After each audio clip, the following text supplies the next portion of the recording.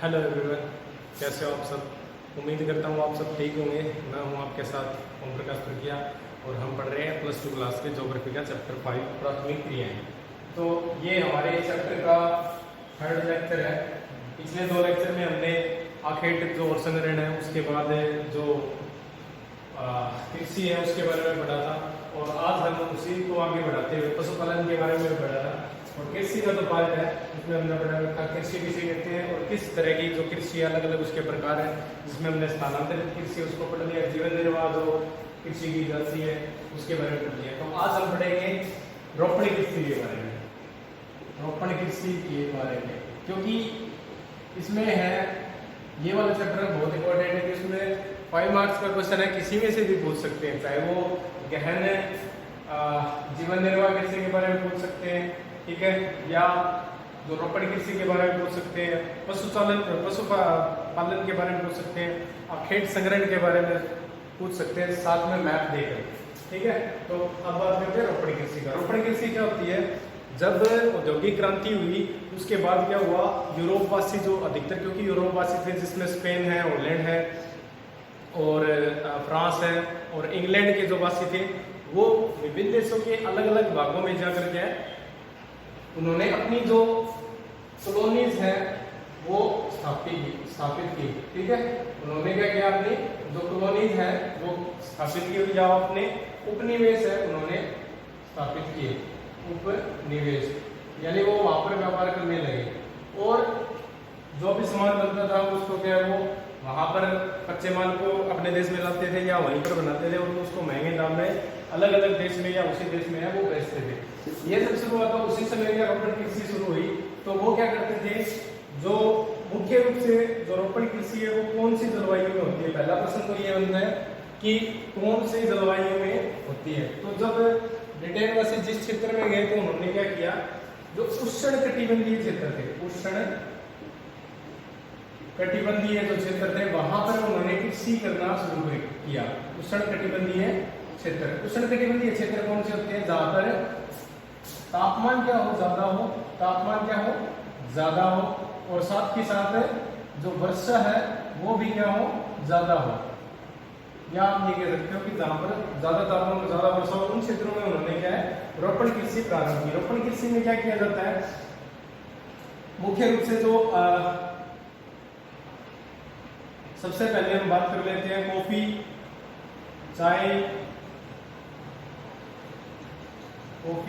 चाय, गन्ना और कोको, रबड़, अनानास, ठीक है, एक्सेट्रा। इन फसलों की क्या है रोपण कृषि इन्होंने से शुरू की। अलग अलग इन्होंने बड़े बड़े इनके क्या है बागान लगाए। क्या लगाए इन्होंने? बागान लगाए अलग अलग देशों में। किन किन देशों में किस नहीं किया? तो हम सबसे पहले हमारे देश की बात कर लेते हैं कि जो भारत और श्रीलंका में इंग्लैंड वासियों ने, जो इंग्लैंड वासी थे उन्होंने क्या किया, चाय और जो कॉफी है और गन्ने के जो बाग कम लगाए थे, चाय कॉफी के अधिक लगाए थे। भारत और जो श्रीलंका के विभिन्न कौन से भाग उष्ण कटिबंधीय क्षेत्र थे वहां पर उन्होंने चाय और कॉफी के बागान है वो लगाए। जिन्होंने इंग्लैंड वासियों ने, अलग अलग देशों का लिख रखा उसमें, इंग्लैंड वासियों ने वहां किया। इसके अलावा जो स्पेन और जो अमेरिका के निवासी थे उन्होंने क्या किया, जो फिलीपीन देश है, फिलीपाइंस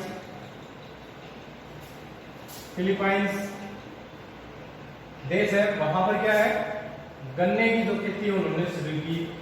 मलेशिया है, वहां पर रबड़ की खेती की इन्होंने, इंग्लैंड वासियों ने, ठीक है, मलेशिया में रबड़ की खेती। और इसके अलावा अलग अलग देशों में लिख रखा उसमें कि जो डच वासी थे और जो पुर्तगाली थे और जो फ्रांसीसी थे उन्होंने, फ्रांसीसी थे जैसे उन्होंने मोस्टली जो दक्षिणी अमेरिका महाद्वीप है उसके जो अमेजन का जो जंगल है वहां के आसपास के क्षेत्रों में क्या है जो खेती है वो शुरू की उन्होंने रबड़ की। यहाँ इन्होंने रबड़ की और कोको की और अलग अलग क्षेत्रों में अनानास की खेती है उन्होंने शुरू की, यूरोपीय लोगों ने, ठीक है। तो ये आप ध्यान रखेंगे। इसमें कॉफी कोको हाँ सभी आ गए हैं ऑलमोस्ट। अब इसमें होता क्या है, मुख्य रूप से मलेशिया में रबड़ की है और भारत और श्रीलंका में चाय की है, और एक इसमें लिख रखा है फ्रांसीसियों ने पश्चिमी जो अफ्रीका है वहां पर कॉफी और कोको, जो पश्चिमी अफ्रीका है, मैं यहाँ मैप में भी बता दूंगा आपको, अभी एक मिनट ये लिख देता हूँ। पश्चिमी अफ्रीका के जो पूर्वी क्षेत्र है वहां पर कोको और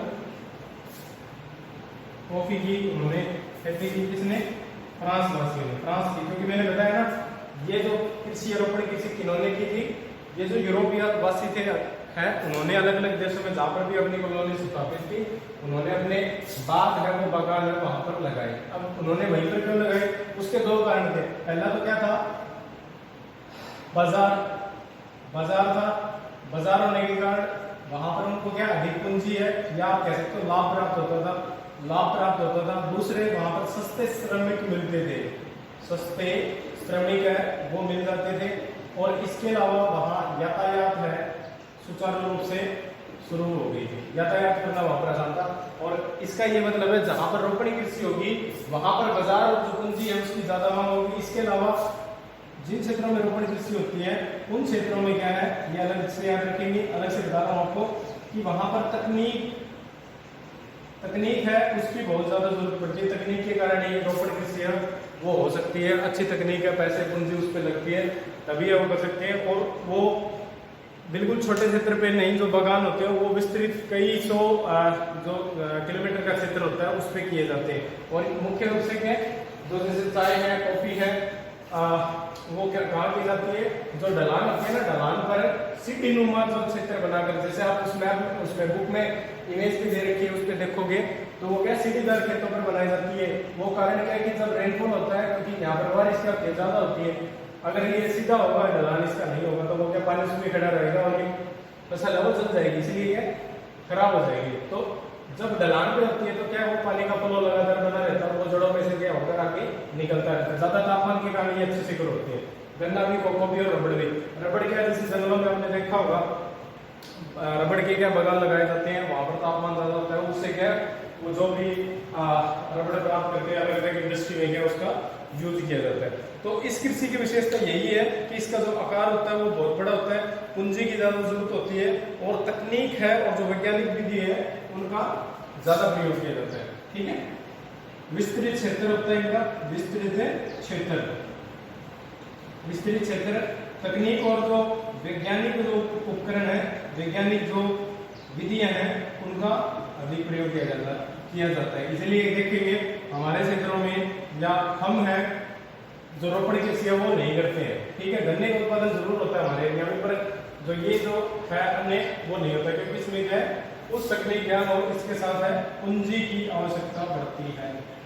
ठीक है, फिर क्योंकि क्या जो भी मिला इसको क्या निकटतम बाजार पे क्या है लाभ प्राप्त करके भेज दिया जाता है। और श्रमिक है यहाँ पर आसानी से, क्योंकि बागों में कॉफी है या चाय जैसी पत्तियां तोड़ते हैं तो ज्यादा मजदूरों की जरूरत पड़ती है, हाथों से काम किया जाता है, तो सस्ते श्रमिक चाहिए। और उसको क्या तैयार माल को भेजने के लिए क्या यातायात के सामने है वो सुचारू रूप से होने से, तभी उसको क्या इजीली है दूर दूर तक क्या कहीं भी भेजा जा सकता है। और इसके अलावा इंडोनेशिया है, उसमें भी गन्ने की खेती है, डच वासियों ने शुरू की थी। डच में इसको होलैंड वासी कह सकते हो आप, होलैंड वासी। इन्होंने क्या है इंडोनेशिया में किसकी खेती शुरू की, गन्ने की। ठीक है, ये कुछ इसके एग्जांपल लिखे हुए हैं, बुक में भी लिखे हुए हैं। ठीक है, यहाँ पर अलग अलग क्षेत्रों में किया गया। अब बात आती है, पहले तो ये किसके अंडर में होते थे, जहां पर ब्रिटिश जो यूरोपीय कॉलोनी है ना, यूरोप वासियों की जो कॉलोनी है उन्हीं का नियंत्रण होता था किसके ऊपर, इन बगानों के ऊपर। ये जो बगान होते थे इनके ऊपर यूरोपवासी होते थे, उन्हीं का अधिकार होता था। पर जो देश आजाद धीरे धीरे होते गए उन्होंने क्या किया, उसका जो स्वामित्व है वो किनके पास आ गया, जो आजाद देश हुए उन देश की, या तो देश की सरकारों के पास आ गया, या वहां के जो नागरिक हैं उन नागरिकों के पास है इसका, नागरिक है उनके पास इसका क्या आ गया, स्वामित्व आ गया। तो इस तरह से क्या है ये ट्रेंड है वो चेंज हुआ। अब एक इंपॉर्टेंट टर्म और लिख रखी है उसमें एग्जाम में 1 मार्क का क्वेश्चन है, कई बार पूछा जाता है बोर्ड में कि फजेंडा क्या होता है। फजेंडा फजेंडा फजेंडा क्या है? जो ब्राजील के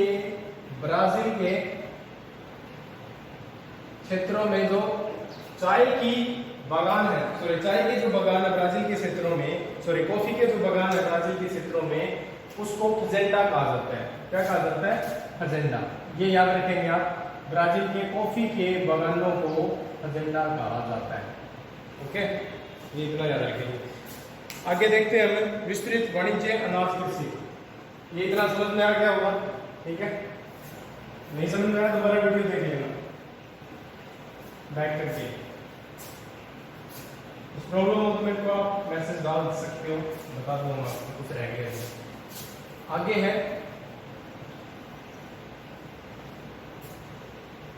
इसका मैप भी है। अगर आप मैप में देखोगे रोपण कृषि का, उसमें बना सकते हो आप अपने। आगे इसमें विस्तृत वाणिज्य अनाज कृषि, विस्तृत वाणिज्य अनाज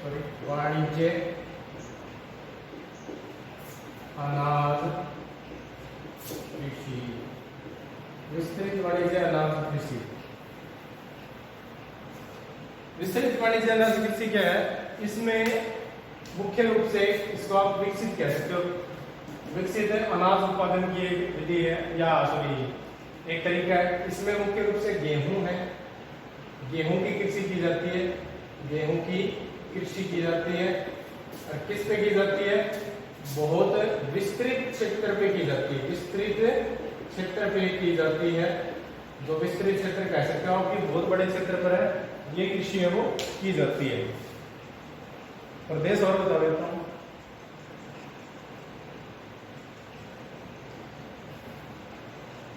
ये मुख्य रूप से मध्य अक्षांश है उन क्षेत्रों में की जाती है, ठीक है, मध्य अक्षांशों में। और मध्य अक्षांश कौन से होते हैं? मध्य अक्षांश, मध्य अक्षांशों में शुष्क नहीं, अर्ध शुष्क क्षेत्रों में ये कृषि की जाती है। इसकी की जाती है मुख्य रूप से गेहूं की। इसके अलावा गेहूं तो मुख्य है, इसके अलावा मक्का, जौ, राई आदि की भी कृषि है वो की जाती है। कौन कौन से क्षेत्र है मुख्य रूप से? अगर आप उसमें देखोगे मध्य अक्षांश में कौन से क्षेत्र आते हैं? मध्य अक्षांश में जो 30 से 60 डिग्री के बीच में जो क्षेत्र है वो मध्य अक्षांश में आते हैं, ठीक है, नॉर्थ और साउथ हेमिस्फीयर में।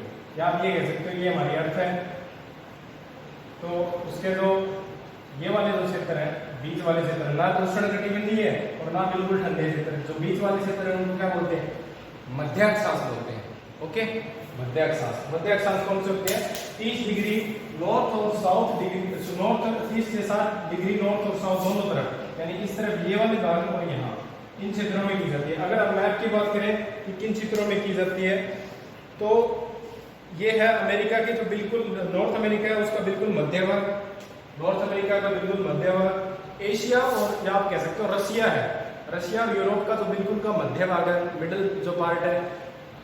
और दक्षिणी अफ्रीका का जो दक्षिणी भाग है, और दक्षिणी अमेरिका का जो नीचे वाला जो पार्ट है, जो अर्जेंटीना और उरुग्वे वाला पार्ट है, वहां पर की जाती है। ठीक है, समझ में आ गया होगा आपको। और अब बात करते हैं इसकी विशेषताएं क्या। पहली बात तो ये है कि यहाँ जो प्रति व्यक्ति उत्पादन है, प्रति व्यक्ति उत्पादन यानी मान लो जितने क्षेत्र में गेहूं बोई जाती है उसमें जो प्रति व्यक्ति उत्पादन है या उसका जो प्रोडक्शन है वो क्या होता है? अधिक होता है। प्रति व्यक्ति उत्पादन क्या है? अधिक होता है। पर अगर हम हेक्टेयर की बात करें, हर एक खेत की बात करें, व्यक्ति के हिसाब से तो क्या उत्पादन यहाँ ज्यादा होता है, परंतु जो हेक्टेयर के हिसाब से, जमीन के हिसाब से देखें तो यहाँ पर प्रति एकड़ उत्पादन है वो कम होता है। प्रति एकड़ उत्पादन है, प्रति एकड़ उत्पादन कम होता है। कारण क्या उसका? क्योंकि यहाँ पर कम जनसंख्या काम करती है, सीधी बात है। यहाँ कम लोग हैं, वो ज्यादा क्षेत्र पर कृषि करते हैं। और आप उस इमेज में भी देखोगे कि यहाँ पर जो अधिकतर कार्य है, अधिकतर जो कार्य है, अधिकतर कार्य वो मशीनों से किया जाता है। किससे किया जाता है? मशीनों से। चाहे वो कटाई हो, बुआई हो, निराई हो, गुड़ाई हो, कुछ भी हो, वो सारा काम क्या मशीनों से किया जाता है। तो अगर आप देखोगे, एक हमारे यहाँ क्या करते हैं, जैसे मान लीजिए 1 हेक्टेयर जमीन है, या आप कह सकते हो 2.5 किले या 5 किले, उसमें कटाई में क्या है, या उसको निकालते हैं जब, उसको कटाई जो हार्वेस्ट बोलते हैं, उसमें क्या है हमें 2 से 3 दिन लग जाते हैं। पर क्या है, जब मशीनों की अगर बात आती है, तो जब जो विकसित देश है, जहाँ मैंने आपको क्षेत्र बताया, मध्य अक्षांश के जो क्षेत्र है, उन्होंने क्या है मशीनों का यूज किया जाता है। उससे इमेज में देखो कि एक कंबाइन है, वो कई सौ क्षेत्र, कई एकड़ एरिया में क्या कई कंबाइन चलती है, जो हाथों क्या फसल को काट के क्या बाजार तक, वहां पर रेलवे लाइन भी क्या आती है, खेतों तक आती है, और वहां से प्रोडक्शन को क्या पैकिंग करके, या उसको क्या तैयार करके, प्रोसेस करके क्या मार्केट में क्या बेच देते हैं। आगे समझ में आपको? ठीक है, अच्छी बात है। क्षेत्र बता देता हूँ आपके कौन कौन से हैं विषयों में, ठीक है, मैं बना के किन किन क्षेत्रों में ये की जाती है। मान लीजिए ये है वर्ल्ड मैप, मैं बना देता हूँ, ये वर्ल्ड मैप है। ये हो गया अपना कौन सा, दिख तो रहा होगा आपको शायद। मान लीजिए ये है नॉर्थ अमेरिका, ये है साउथ अमेरिका, ये मान लीजिए आप, ये है यूरोप, ठीक है, ये यूरोप है, ये मान लीजिए आप अफ्रीका है, ये यूरोप है, ये मेरा देश महान भारत, ये ऑस्ट्रेलिया है, ठीक है।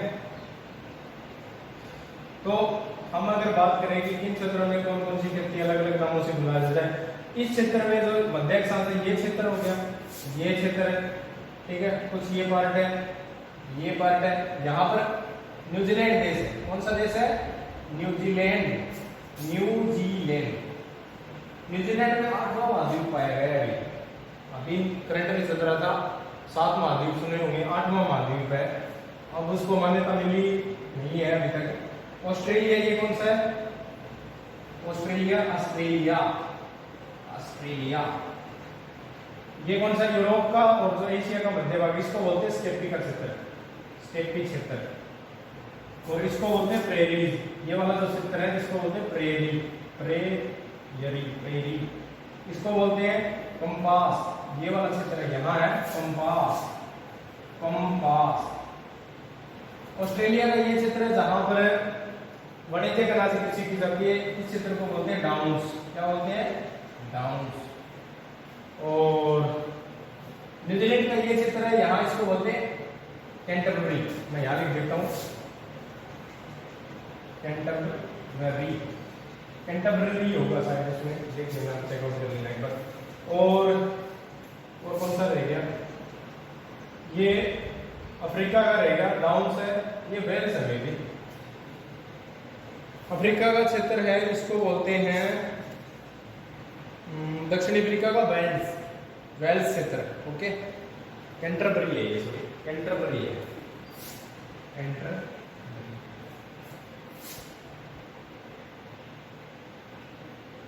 ये क्षेत्र क्या बोलते हैं? इसको वेल्स बोलते हैं।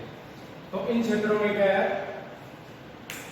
वाणिज्यिक अनाज की कृषि है वो की जाती है, ठीक है। आप ये याद रख लेंगे, ये वाला क्षेत्र अर्जेंटीना के अंडर में आता है। अर्जेंटीना, अर्जेंटीना देश है, अर्जेंटीना की टीम भी सुनी होगी आपने, फुटबॉल की, बहुत बढ़िया टीम है। ये क्षेत्र जो कनाडा और अमेरिका, कनाडा का तो दक्षिणी भाग और अमेरिका का उत्तरी भाग, तो झीलों के आसपास का क्षेत्र है प्रेरी क्षेत्र। स्टेपी क्षेत्र में कौन कौन से क्षेत्र आते हैं? रूस का अधिकतर भाग, रूस के जो पश्चिमी क्षेत्र है, यूक्रेन का जो क्षेत्र है वो प्रेरी स्टेपीज में आता है। पंपास और अर्जेंटीना, वेल्स है वो मोस्टली दक्षिणी अफ्रीका देश है, उसमें दक्षिणी अफ्रीका। और डाउन्स है वो ऑस्ट्रेलिया में। न्यूजीलैंड में कौन सा है? कैंटरबरी, न्यूजीलैंड में कौन सा है? कैंटरबरी। ये क्षेत्रों में क्या है, विस्तृत वाणिज्यिक अनाज कृषि वो की जाती है, ठीक है। उम्मीद करता हूँ आपको समझ में आ गया होगा यहाँ तक। आगे थोड़ा सा है विस्तृत कृषि का, और बता देता हूँ आपको विस्तृत कृषि।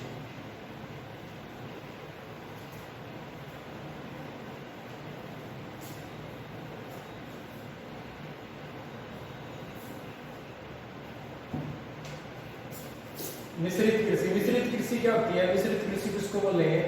जब कृषि का मतलब क्या होता है? कृषि का मतलब फसलों को बोना और काटना।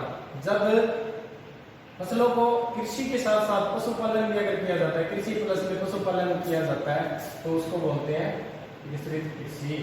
इसमें क्या होता है? जो अलग अलग फसलें होती है उनके साथ क्या है, एक दो फसलें और है वो बोई जाती है, साथ में पशुओं को पाला जाता है। तो ये मुख्य रूप से क्या है, विकसित क्षेत्रों में किया जाता है। जो विश्व के विकसित देश है उन देशों में क्या है, मिश्रित जो कृषि है वो की जाती है। इसकी एक दो विशेषताएं वो बता देता हूँ। तो क्षेत्र कौन कौन से उसमें है? उत्तरी पश्चिमी यूरोप, उत्तरी अमेरिका का पूर्वी भाग, यूरेशिया। यूरेशिया का कौन सा भाग है? यूरेशिया का ये वाला भाग, यूरोप और एशिया का ये वाला भाग, ठीक है, यूरेशिया। ये जो क्षेत्र है इसमें आते हैं। और उत्तरी अमेरिका का पूर्वी भाग कौन सा है? आपको उसमें दिख रहा होगा मैप में, जो मैंने प्रेरित क्षेत्र बनाया है उसके पूर्व में, ठीक है। और यूरेशिया का कुछ भाग है दक्षिणी महाद्वीपों में समशीतोष्ण अक्षांश। समशीतोष्ण यानी जहां पर ना तो ज्यादा ठंड और ना ज्यादा गर्मी हो। मैप अगर देखोगे आप, उसमें मैप में भी दिया हुआ है, मैप करवा देंगे आपको जब हमारे क्लासेस लगेंगे, या सारे इकट्ठे मैप आपको ग्रुप में वो सेंड कर दिए जाएंगे। इसमें क्या होता है, जो गेहूं, जौ, राई और मक्के और चारे की फसल है वो साथ में बोई जाती है, ठीक है, जिनमें क्या फसल उत्पादन के साथ साथ पशुओं को भी समान महत्व वो दिया जाता है, ठीक है। इतना ही करते हैं। उम्मीद करता हूँ तीनों समझ में आ गया होंगे आपको, रोपण कृषि के बारे में, और उसके बाद विस्तृत वाणिज्य अनाज कृषि के बारे में, और मिश्रित कृषि के बारे में। आप इसमें इतना याद रखिए, क्षेत्र याद रखिए, कौन सी फसल बोई जाती है, ठीक है। ये इसकी कुछ एक विशेषताएं हैं। और इसमें क्या है, पहली बात तो ये है कि जब इसमें कृषि की जाती है इस क्षेत्र में, तो पशुओं के जो हरी खाद होती है जिसको गोबर बोलते हैं, उसका प्रयोग है कृषि में किया जाता है। और कृषि उत्पाद जो भी हरा चारा हो या जो भी उत्पाद निकलते हैं कृषि से, वो क्या पशुओं को खिलाए जाते हैं। इस तरह से क्या है, ये मिक्स रूप से चलता है, इसलिए इसको मिश्रित कृषि कहते हैं, ठीक है। उम्मीद करता हूँ आपको सब समझ में आ गया होगा। ये हो गया हमारा लेक्चर 3। मिलते हैं बाद में, अपना ख्याल रखिए, बाय।